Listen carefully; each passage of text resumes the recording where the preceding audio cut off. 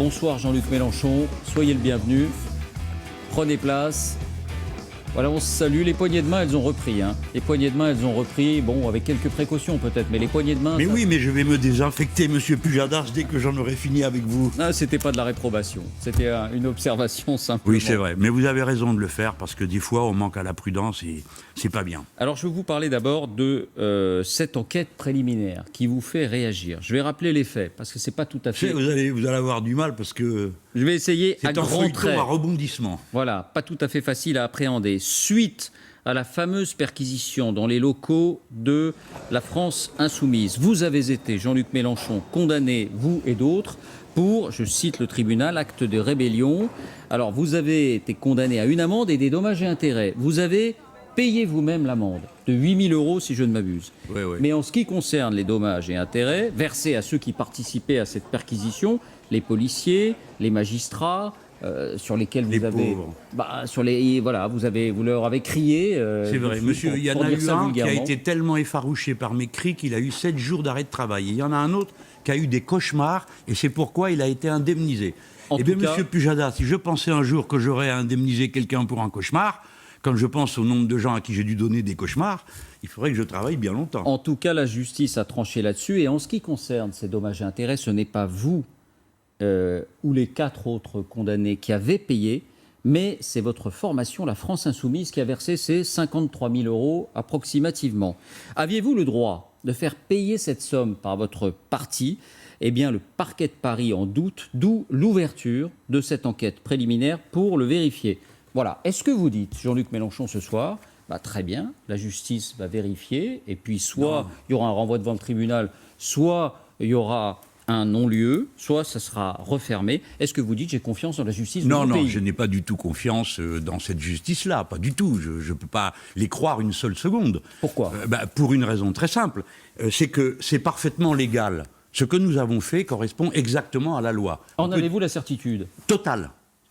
Et je vais vous dire d'où je la tire, cette certitude, pas des analyses de mes avocats. Je la tire du fait que le même problème a été posé il y a quelques années à propos de M. Sarkozy qui avait une amende à payer, qu'il a fait payer par l'UMP, les indemnités, et c'est le parquet qui a demandé, c'est-à-dire le juge, qui a dit « Ah ben non, c'est la loi ». C'était pas tout à fait pareil, Jean-Luc Mélenchon. Il a lancé un appel à souscription. Non, vous vous trompez d'affaire. Excusez, je sais que c'est compliqué. Vous parlez de Big Malion. Je vous parle des comptes de campagne de la présidentielle. N'embrouillons pas. Il était condamné et il avait des indemnités à donner et des pénalités à payer. Il a fait payer par son mouvement. Mais si le cas de M. Sarkozy est en effet tellement embrouillé, et j'ai pas envie d'y être trop comparé, mais je pourrais vous dire, tous les syndicats font ça. La loi vous oblige à payer les amendes, m'a-t-on dit, parce qu'il paraît qu'il y a même un doute là-dessus, donc vous les payez à titre personnel. Mais les indemnités et les frais d'avocat, c'est vos mouvements. Tous les syndicats font ça quand un copain se fait serrer. Et heureusement qu'ils le font, parce que sinon, ça voudrait dire qu'on pourrait tuer l'action collective simplement en tuant les gens à coups d'amende et d'indemnité. J'ai essayé de vous le dire avec le sourire tout à l'heure, quoique j'ai la gorge qui se serre en y pensant, qu'on m'a demandé une somme considérable pour des gens qui prétendent avoir été traumatisés par des décibels. L'un d'entre eux m'avait quand même menacé de son arme. Et bon, j'accepte, ça a été jugé, j'ai pas fait appel. Je n'ai aucune confiance. Monsieur Pujadas, si j'avais confiance, j'aurais fait appel. Je n'ai pas confiance, je n'ai pas fait appel. Je suis rentré dans le tribunal et le juge a dit la matérialité des faits est établie. Donc je demandais pour qu'on allait me juger, puisque c'était réglé d'avant. Mais dans ce cas, Jean-Luc Mélenchon, s'il y a cette jurisprudence, d'après vous, s'il y a peut-être aussi, j'ai lu un article du Code civil 1342, je crois, qui dit, en ce qui concerne les dommages et intérêts, c'est-à-dire la partie civile du jugement, on ne va pas faire trop de droit, mais ça peut être payé par un tiers. Si vous avez confiance, eh bien le parquet, après quelques vérifications, il va refermer l'enquête et puis rien ne se passe. Mais monsieur Pujadas, ça c'est un monde civilisé dont vous me parlez. C'est pas un monde où on apprend par une alerte du Canard enchaîné qu'il y a une enquête préliminaire sur vous, que vous savez même pas laquelle, que personne vous téléphone. C'est un monde où aussitôt vous n'avez pas tout le système médiatique en boucle qui part sur Mélenchon abus de confiance et recèle. De qui ai-je abusé la confiance et qu'ai-je recélé? Rien du tout. C'est fait volontairement, délibérément, par un groupe qui est là, dirigé par Madame Champrenault, qui est la procureure générale qui est arrivé là par la voie express et l'ascenseur Hollande à la tête de la hiérarchie judiciaire, qui est une ancienne socialiste, qui est passée à Macron. Et ils sont comme ça quelques-uns. Donc ces gens manipulent, on l'a vu madame s'en prendre au parquet financier, à d'autres, ces gens manipulent, ils sont là, à mon avis ils manipulent. Si on m'avait dit, allô monsieur Mélenchon, il y a un problème, comment avez-vous payé? Ah ben j'aurais dit, j'ai fait comme si... Non, rien, c'est une alerte de prêt. Ça fait 3 ans, monsieur Pujadas, vous voyez que je suis bon gars. Ça fait 3 ans que ça dure. Vous ne croyez pas qu'il y en a assez? J'en suis au 3e juge sur mes soi-disant affaires. Je n'en ai jamais rencontré un seul, monsieur Pujadas. Pas une fois, on m'a dit, monsieur Mélenchon, venez, s'il vous plaît, on voudrait parler avec vous pour arriver à bien comprendre. J'ai été dénoncé par une femme d'extrême droite dans un cas, et dans l'autre, sur les assistants parlementaires, et dans l'autre, par monsieur Legereau de la commission des comptes de campagne, qui s'est dédié puisqu'il avait lui-même validé mes comptes et que le lendemain, il vient pleurer sur mes comptes. Mélenchon, vous semblez penser qu'il y a une intention qui a expliqué tout ça. Il y a une intention contre vous. Alors d'abord, je vais vous demander si pour vous, c'est les juges qui veulent régler des comptes, ou si pour vous, les juges obéissent à une intention politique et à un pouvoir politique. Alors d'abord, il ne faut pas tout mélanger, même si c'est mélangeable dans les mots. Les juges du siège, qui sont indépendants, nommés par leur propre système, c'est une chose, c'est ceux qui jugent. Et puis il y a ceux qui font les enquêtes préliminaires. L'enquête préliminaire... Le parquet. Voilà, on appelle ça le parquet. Non mais figurez-vous, mon cher Pujadas, que quand je dis aux gens c'est le parquet qui me pourchasse, les gens regardent par terre. Parce que... Mais là, à force de parler du parquet financier, on commence à comprendre le parquet. Donc ça, c'est les juges qui sont nommés par le pouvoir exécutif. Bon. Alors, il y a tout un débat sur est-ce qu'ils doivent être nommés ou pas, qui doit fixer la politique. C'est un débat qui m'intéresse et je veux bien revenir en parler avec vous. Là, vous me donnez l'occasion de me défendre en disant, écoutez, j'ai bien des défauts, mais je n'ai pas tout ce qu'on me reproche. Non, je n'ai pas besoin d'être cet homme qu'ils décrivent, qui fait des abus de confiance et du recel. Alors, c'est politique ou c'est corporatiste pour vous? Alors, il y a les deux. Dans votre esprit. Il y a du politique, parce que Mme Champrenault, le juge Perreux, qui a été faire le malin au Brésil pour examiner les bonnes pratiques, vous imaginez, de la justice que c'est, tous ces gens-là sont d'ex-socialistes qui sont passés à la Macronie. Alors, comme ils sont passés, il faut qu'ils montrent au maître, que le nouveau maître, qu'ils sont tout à fait dévoués. Alors c'est un problème de carrière. Madame Champrenault, elle est devenue procureure à Paris en passant par-dessus la tête de toute la hiérarchie qui était en place, notamment d'une autre femme qui était présidente de l'association des procureurs. Donc quand je prends le risque... Peut-être qu'elle est brillante. Ah oui, elle était brillantissime, mais mal connue, puisqu'elle était au parquet de la Guadeloupe et qu'elle est partie du parquet de la Guadeloupe directement au parquet de Paris. Alors vous semblez dire que la Guadeloupe, c'est une terre de seconde importance pour la justice. Non, ça n'a pas du tout de seconde importance, et je veux bien vous parler de la Guadeloupe, mais dans le processus des carrières... C'est inhabituel, d'accord. C'est pas comme ça que ça se passe d'habitude. C'est comme ici, si vous voulez, vous, monsieur Pujadas, si vous étiez remplacé demain matin par quelqu'un qui vient d'arriver, vous pourriez vous poser des questions. Eh bien, c'est ce qu'ont fait les juges. C'est pas moi qui me suis posé des questions, c'est eux. Donc, politique plutôt... Oui, et corpo. Intention politique. Est-ce que je quitte le terrain du juridique et du droit pour le terrain de la responsabilité? Est-ce que du point de vue de la responsabilité, puisque c'est vous personnellement qui avez eu cet accès de colère, qui n'était pas indispensable, est-ce que ça n'est pas Je vous admire, monsieur Pujadas. Est-ce que ce n'est pas à vous personnellement de verser ces dommages et intérêts du point de vue de la responsabilité? Oui, je comprends. J'ai payé l'amende, d'accord? Je n'ai même pas fait appel puisque je n'ai pas confiance. Mais tout ce qui est la somme, si vous voulez, tout le reste, les indemnités données à des policiers, etc., c'est normal que ce soit... Je défendais le mouvement, je ne me défendais pas moi. Mais vous l'avez défendu d'une manière particulière. Alors, monsieur Pujadas, vous pouvez critiquer ma manière... Je ne dis pas que... Ah oui, d'accord, mais... Non, mais quand même, ce que je veux dire, c'est que d'autres l'auraient défendu sans... Voilà. Alors, je devrais faire une sorte de mea culpa et dire « Alors, je suis tellement nul que ça vaut la peine que le parti et le mouvement auquel je voue ma vie... me laisse tomber. Non, mais vous pourriez dire, j'ai choisi cette voie-là particulière pour le défendre, je ne porte pas de jugement, la justice l'a porté. Si, vous en portez non. Mais du coup, j'assume. Moi, j'attends de voir votre tête le jour où quelqu'un vous dira « Hé, monsieur Pujadas, je suis armé ». On va voir comment vous réagirez. Peut-être que vous sauverez en courant si c'est dans votre caractère. Mais dans le mien, c'est pas de me sauver en courant. Donc, j'ai dit ce que j'avais à dire, je l'ai fait pour l'honneur de mon mouvement. Je subissais un abus de pouvoir. Vous verrez, monsieur Pujadas, je prends le pari avec vous qu'il ne restera rien de cette procédure qui est complètement folle depuis le début. Depuis le début, tout ça ne tourne pas. Sur le fond, vous voulez dire. Parce que la justice politique dont vous parlez, elle poursuit aussi François Bayrou, qui est un des poids lourds de la majorité. Ouais. Vous savez, Alors, elle n'est peut-être pas si politique que ça. Voilà. D'abord, il resterait à prouver que l'affaire Bayrou n'est pas politique. Bayrou a le droit d'avoir la naïveté de ne pas vouloir le dire. Mais je vais vous raconter une histoire pour que vous compreniez bien. Ça s'appelle le syllogisme, c'est de la logique formelle. Hein. Le syllogisme de Socrate. Alors voilà ce que c'est. Tous les chats sont mortels. Socrate est mortel, donc Socrate est un chat. Puisque tous les autres ont affaire à la justice, il est donc normal que je n'ai rien à dire contre. Eh bien, je ne suis pas d'accord. Et j'estime que dans une démocratie, on a le droit de discuter de tout, y compris de la manière dont on est traité, à condition de respecter la loi. Et quand vous ne respectez pas la loi, le juge estime que vous ne l'avez pas respectée, vous êtes puni par une amende, je l'ai assumé personnellement.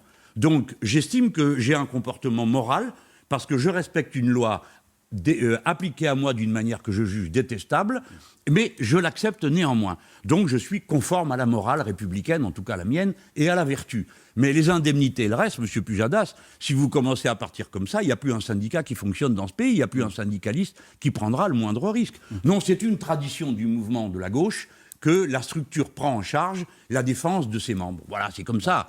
À droite aussi, hein. On pourrait se dire aussi que le vrai problème dans cette affaire, c'est la violation du secret d'instruction. Si cette enquête préliminaire était restée confidentielle, si elle n'avait pas été étalée dans la presse, il n'y aurait pas eu de préjudice finalement pour vous si elle avait été fermée dans quelques jours. Mais écoutez, d'autant que j'apprends moi par hasard que c'est depuis le mois de mai qu'ils sont là-dessus. Et comment on l'a su ? J'ai accroché vos collègues d'une autre chaîne d'information en continu, je dis mais vous manquez pas de souffle, vous écrivez abus de confiance, vous inventez. Elle me dit, mais pas du tout, monsieur Mélenchon, nous n'inventons rien du tout. C'est le parquet qui nous a dit que c'était abus de confiance et recel. Alors, comme je connais personnellement les journalistes dont il est question, je suis sûr qu'ils sont de bonne foi. Et je suis sûr que l'autre, elle a fait son coup 2 jours avant qu'elle soit interrogée par la commission d'enquête. Le secret de l'instruction n'est jamais respecté. Et Madame Belloubet, garde des Sceaux, ex-socialiste elle aussi, ne l'a jamais fait respecter. Ça veut dire que dans ce pays, la loi est violée tous les jours par des gens qui sont censés l'appliquer. Alors, je voudrais consacrer les quelques minutes qui nous restent à la politique, parce qu'on vous a entendu à propos des municipales sur l'abstention que vous avez déplorée. Tout le monde peut la déplorer. Mais sur le fond, et notamment sur cette poussée verte, est-ce que vous vous en félicitez ? Ah ben oui. D'abord, oui. Alors commençons par dire ce qui est, sinon ça ne serait pas honnête de ma part. Je considère que nous sommes dans une crise démocratique gravissime. Pas seulement à cause de la justice, ni de la police qui manifeste toutes les nuits alors que c'est interdit, mais aussi parce que nous sommes le plus fort niveau d'abstention de toutes les élections depuis 1958. Je serais à la place du président de la République, je me poserais 3-4 questions quand même. Dire comment on a pu en arriver là, à un tel rejet. Il y a eu le virus quand même, il y a eu le virus aussi. Mais bon. Oui, ben, le virus, d'accord, mais si vous allez dans la rue, le virus n'empêche pas les gens de circuler. Donc il y a bien plus que du virus. Mais sur les résultats. Alors après, c'est plutôt bon signe que les centres-villes qui ont voté, tant qu'à voter, qui votent écolo. Moi, je trouve ça bien. Pourquoi ? Parce que ça centralise la question écologique. Et dans la question écologique, il y a quelque chose qui vient directement à des gens comme moi. Pourquoi ? Parce que la prise de conscience écologique, c'est la prise de conscience des biens communs. Dans commun, il y a commun, ce qui appartient à tout le monde. Et donc, c'est toute l'idéologie progressiste qui est contenue dans l'idée du commun. Donc moi, je suis plutôt content de ça. Et ça me va. Maintenant... Mais, pardon, Jean-Luc Mélenchon, est-ce que vous n'avez pas loupé ce coche-là ? Parce que vous défendez l'écologie depuis longtemps, et vous défendez l'alliance de la gauche et l'écologie, sauf que là, ça s'est fait sans vous. On va pas citer toutes les villes, mais enfin, Marseille, la liste Rubirola, vous l'avez soutenue au 2e tour, un peu au dernier moment. Parce qu'ils s'étaient tous disputés au premier. C'était moi, j'avais des électeurs partout. Mais je voudrais, c'est pas pour faire le mauvais esprit, mais ma propre suppléante fait le meilleur score dans cette élection.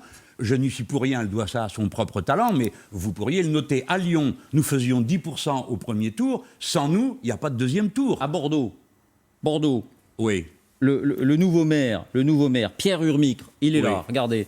Pierre Urmicre, il est magnifique. Il est élu contre vous. Vous avez, au second tour, soutenu la liste de Philippe Poutou, qui était contre lui, alors qu'il est élu sur... Ça arrive, c'est la vie démocratique, ça. Mais je reprends votre question par le début. Vous dites, ça vous est passé à côté. On n'a pas fait le même choix.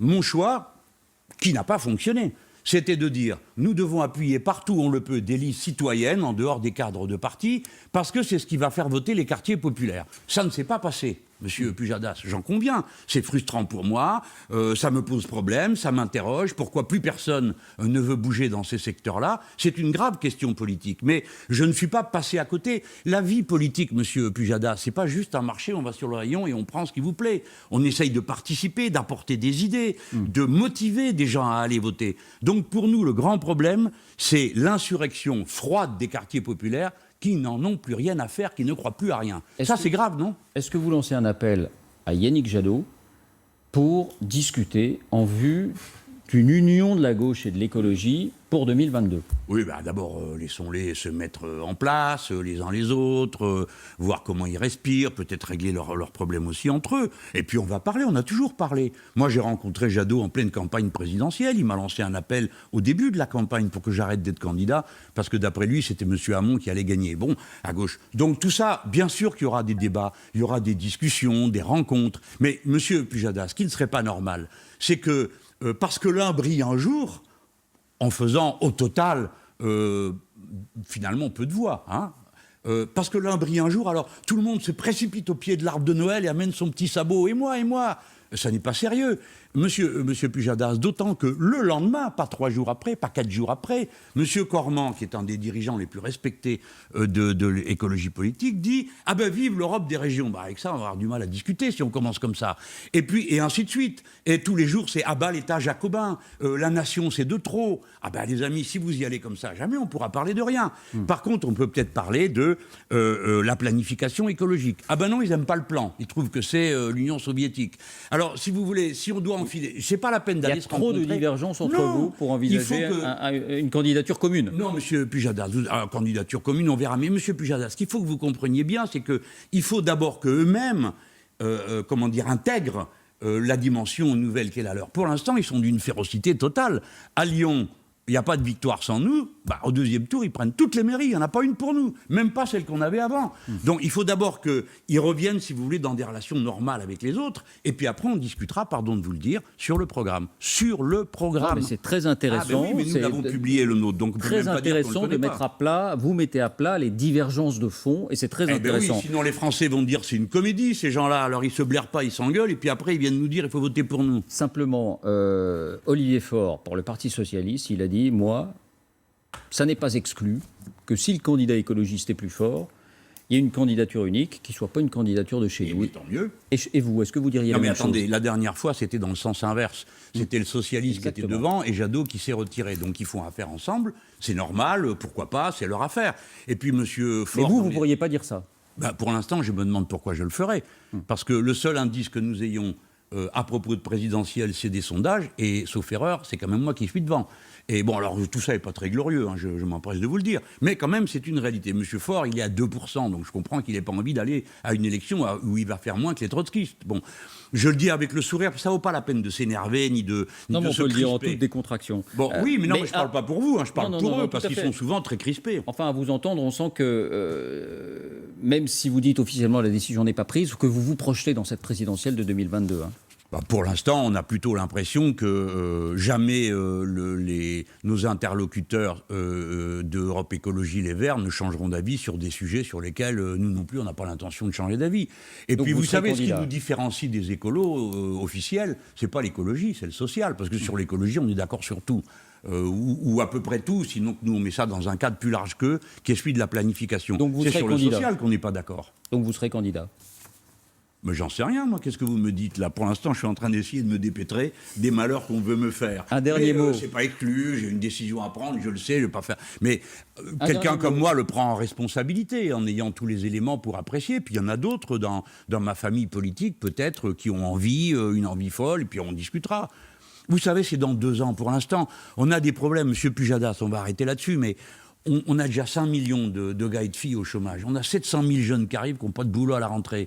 On va aller, juste d'ici à décembre prochain, on va se revoir, mais à chaque fois, ça sera pour jeter des larmes, parce qu'on s'attend à avoir des millions de chômeurs dans le pays. Il va falloir faire face à tout ça en se disant comment on peut serrer les coudes pour arriver à surmonter l'épreuve. Il ne faut pas que la France soit détruite dans l'opération. Voilà, bon, on va faire ce qu'on peut. Vous avez vu, pendant le Covid, on est capable de solidarité, hein. Bon, donc c'est peut-être beaucoup plus important. Mais alors, dans l'immédiat, justement, comment faire ? Alors, vous allez me dire que je vous ramène à des enjeux politiciens. Il y a un remaniement qui est en cours. Que doit faire Emmanuel Macron ? Est-ce qu'il doit garder Édouard Philippe ? Allez, attendez, déjà, moi, je ne suis pas Emmanuel Macron. Ne me demandez pas ce que... Ah, si vous étiez à sa place. Non, si j'étais à sa place, j'aurais pas les mêmes problèmes que lui, hein, parce qu'il s'est mis tout seul dans ses problèmes.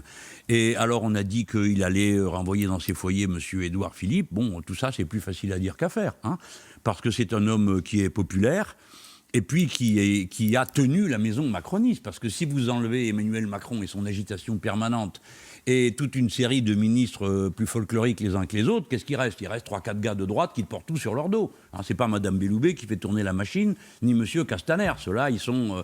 Non, c'est des Bruno Le Maire, Édouard Philippe. Donc la carcasse stable et solide, la colonne vertébrale du gouvernement Macron, c'est les gens qui viennent de la droite, parce qu'ils ont de l'expérience, voilà. Et ils font une politique de droite, donc ils sont très contents. Ne me demandez pas à moi qui il faut choisir pour faire une politique de droite. Je peux vous dire qui je choisirais peut-être si j'avais une politique de gauche à faire. Mais pour la droite, non, je suis vraiment incompétent. Vous n'avez pas interrogé le bon gars. Merci Jean-Luc Mélenchon. Merci.